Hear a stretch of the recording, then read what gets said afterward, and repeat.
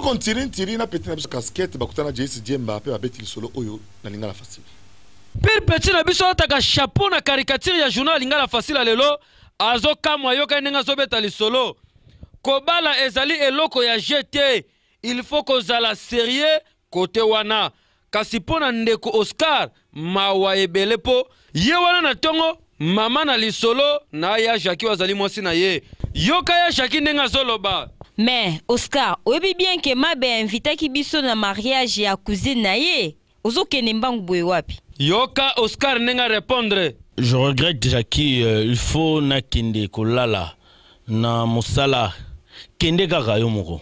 Pire petit na biso ataka chapeau lobi ya Jackie akei ye moko ko fete afani na table moko na Mabeya.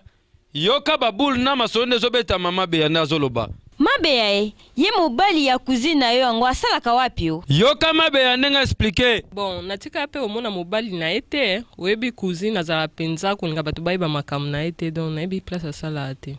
Tango bango bazobeta masolo mbala moko ba marie ba bimi yoka ba krine bato bazoganga bazosepela.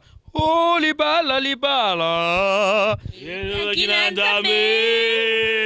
oh libala ya boye ezomona likolo tala mbala moko ya Jackie gangi.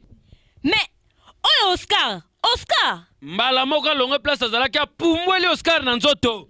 Oscar nini oyo sali hein? Otiki ngai oyo kobala mwasi mususu. Yoka Oscar nenga répondre.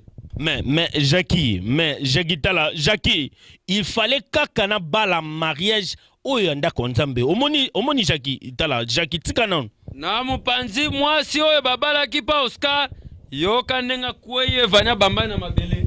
Nini? Oscar azala na mwasi mususu. Angaye. Pire vie idéologie ko ntiri na pointe toujours yoka nenga lobi. Ha!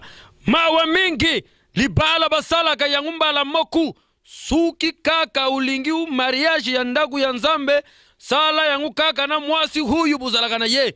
Mpona nini kusala ba vantiri ya boye pamba na makambo ya buzoba kubebisa bana bado ya basi. Antuka makambo ifosila na kata Kishasa huyu. Tala ndimela nga ya vobala mobali zuatan avobala pe mwasi zuatan po sino menga imenga okolelebele. Pio.